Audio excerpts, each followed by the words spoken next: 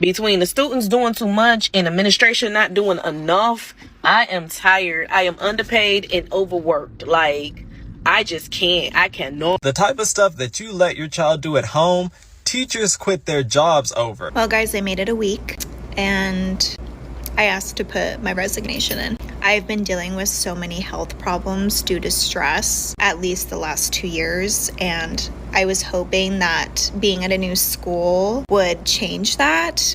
And day 3, I was in urgent care. When do I decide to throw in the towel and leave my kids and my team? Teachers are reaching their breaking point.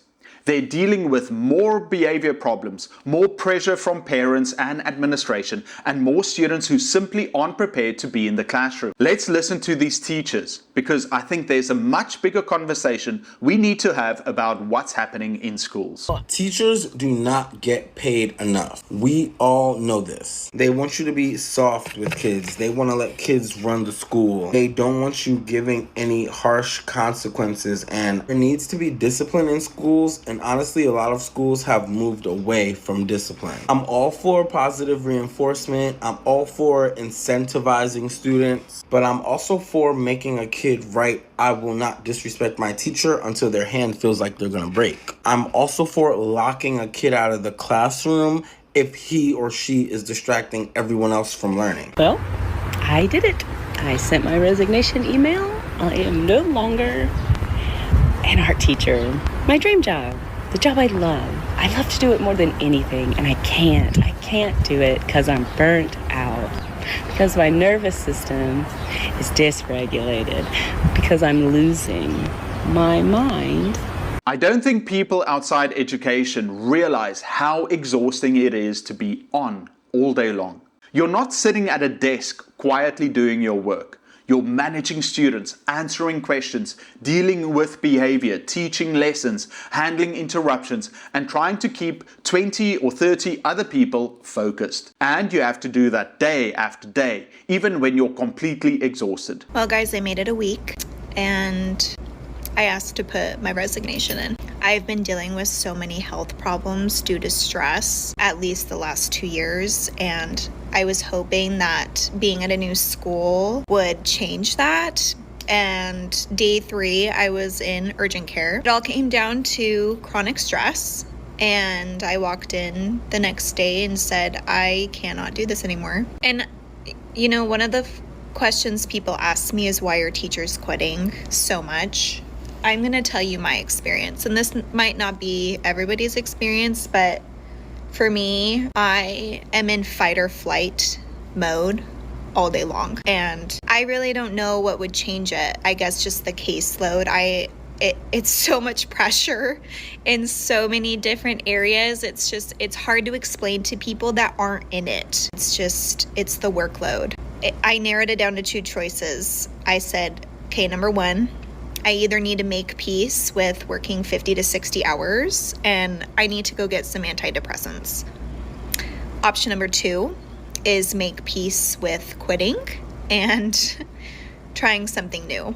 And that's what I decided. My health is just, my body is saying no more. I'm a high school teacher. It is 4 weeks into the school year with students, and I am at my limit already. I am at my limit with being talked to and demanded at so disrespectfully, interrupted constantly, repeating myself countless times. This year feels worse than the last 5 years I've taught. This is bad. This year, it's not good. We are struggling, and not a lot of us are gonna last if this continues, because I think there's a reckoning of teachers realizing like, I actually don't deserve to be treated like and then every day wipe that slate clean and start on over as if it didn't happen. I teach high schoolers. I see it from videos of elementary school teachers and middle school teachers. I don't know when, as a society, we're going to wake up and say, our system is failing. Our students don't have basic respect or human decency. Teachers are done. I've heard this from teachers for years, and it's not just about students being noisy or not doing their homework. They're talking about basic respect. If a teacher constantly has to fight just to be listened to, that takes a huge amount of energy away from actually teaching. And eventually, you start asking yourself whether the job is worth it. These behaviors in the elementary school setting are so unhinged. I was never prepared for these behaviors. I'm not talking about the work refusal students or the ones that will just sit at their desk and not do anything or participate. I'm talking about the student that's going to literally grab the pencil sharpener and throw it at the door without any hesitation at all. Okay, these behaviors are not just at my district. They are all over. I am not talking about special education classrooms only.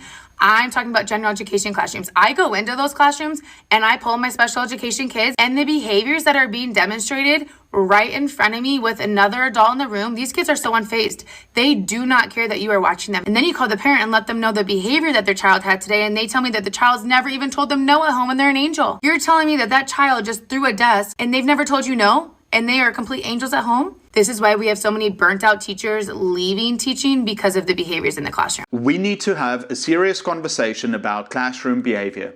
There's a huge difference between a student refusing to do their work and a student throwing furniture and becoming physically aggressive. And when those behaviors aren't dealt with appropriately, it's not just the teacher who suffers. Every other student in that classroom loses learning time. And when is it enough? Like, when do I decide to throw in the towel and leave my kids and my team? Because I had like a legitimate panic attack last night for the first time in years, and I just feel like I'm being like completely picked apart.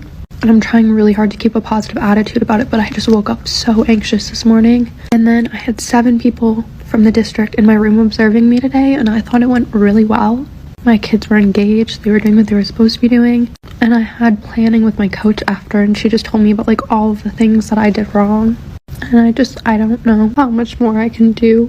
But my kids come in for indoor recess in 3 minutes, so I gotta get it together before. So when teachers are saying that students have terrible reading skills and just lack reading comprehension, this is what we're talking about, okay? This is a warm-up that one of my 9th grade students turned in. I asked him about a field trip that we took. I enjoyed the field trip. I like learning about,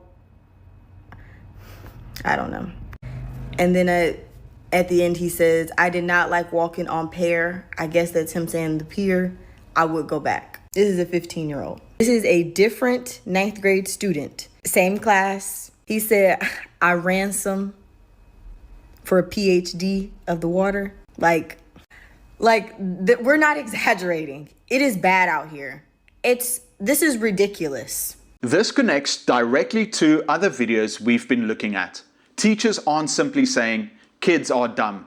They're showing you actual examples of students who are reaching high school without basic academic skills. When a 9th grader is struggling to write a simple sentence about a field trip, you have to ask what happened in the years before they reach that classroom. Nobody ever talks about what happens when a student is destroying a classroom or having explosive tantrums every day, and how everyone in that classroom pays for it. You're the teacher who's walking on eggshells, bracing for the next explosion.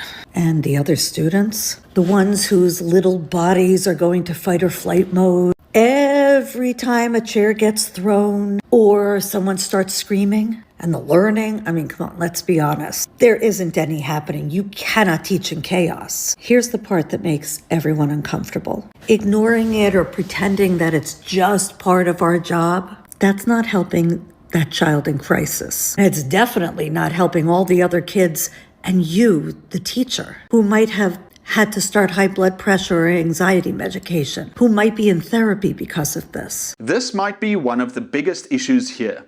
When one student is constantly disrupting the classroom, people sometimes talk about it as though the teacher just needs to be more patient. But what about the other 25 students?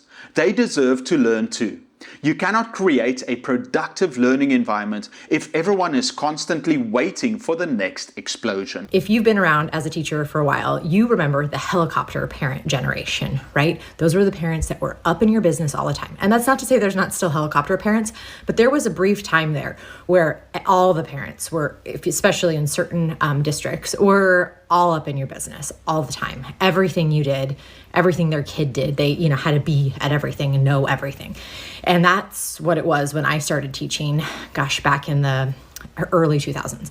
So I was thinking about it, and those helicopter parents, most of them were part of Gen X. And the Gen X generation, as we know, and also some of us elder millennials as well, which is where I fall, we didn't have a lot of parental supervision. We kind of ran wild, and we were raised by boomers, and they were busy doing their thing. I mean, yes, some of them were stay-at-home parents, but a lot of us just ran the neighborhoods. We came home when the streetlights came on. We went out all day. No one could find us. No one could call us.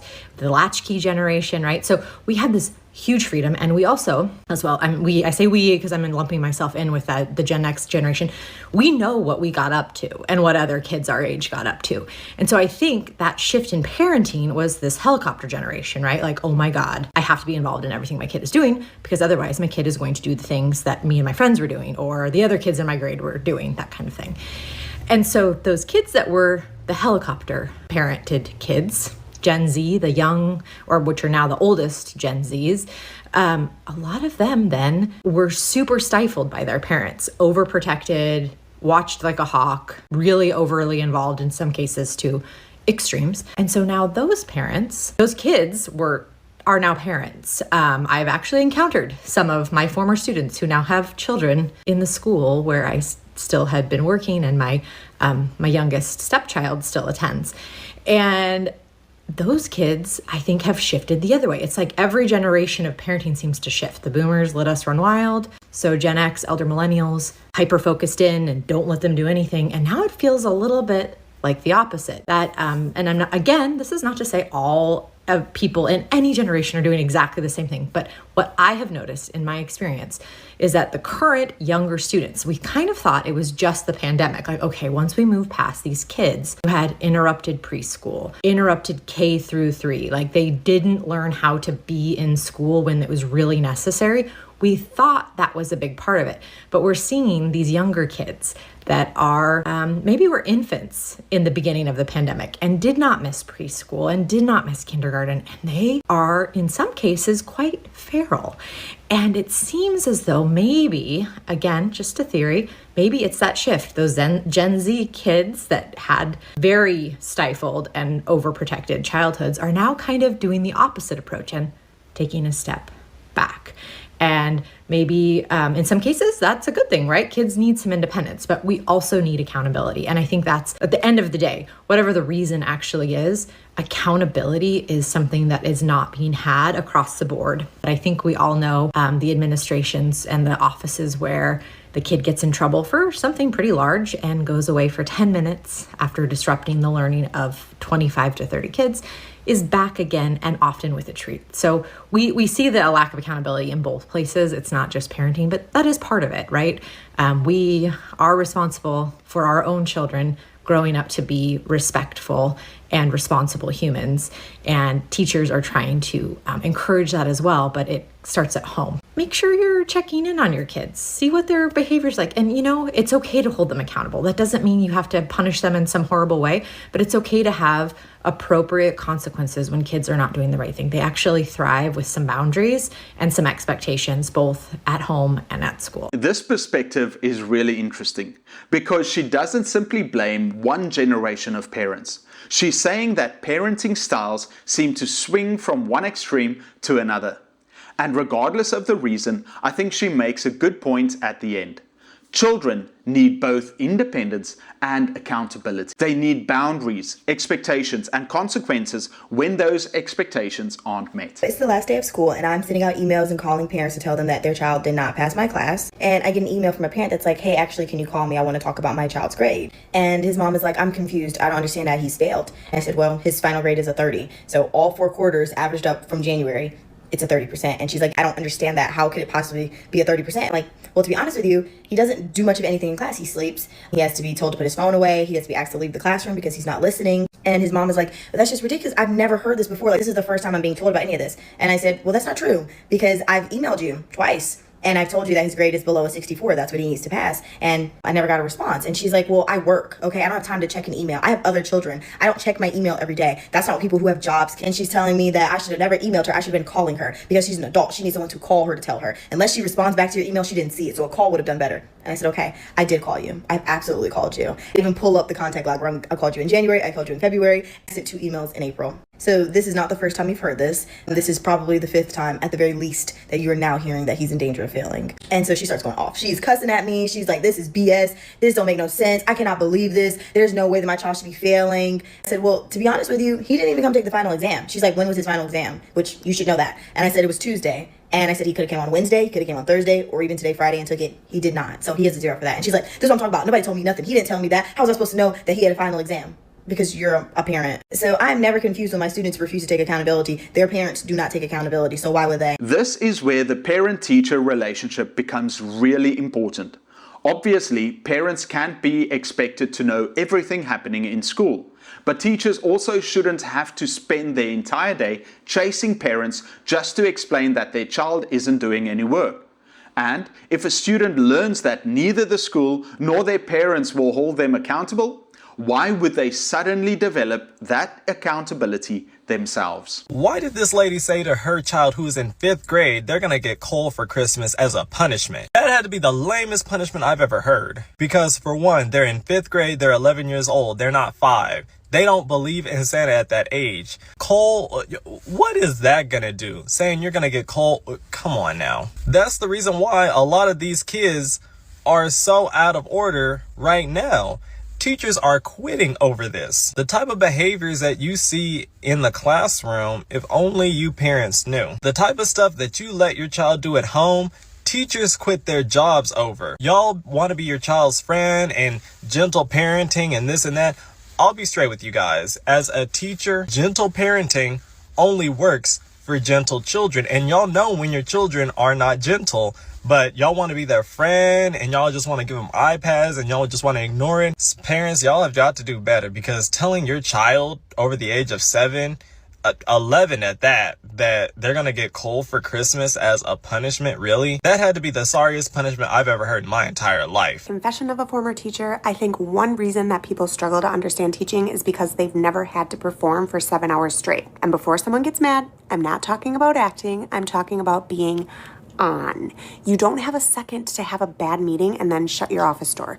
You don't get to stare at your computer for 10 minutes to reset. You don't get to quietly have an off day, because the second those kids walk in, you are on. Every question, every lesson, every transition, every interruption, every problem for 7 hours. And then people wonder why teachers are exhausted. Hearing from all these teachers, I think the biggest message is pretty simple. Teachers don't seem to be saying they hate their students. They are saying they can no longer do the job they were hired to do. They want to teach, but they're dealing with behavior, workload, parents, admin, and students who aren't prepared to learn. And if good teachers keep reaching the point where leaving feels like the only way to protect themselves, we need to start taking that warning seriously.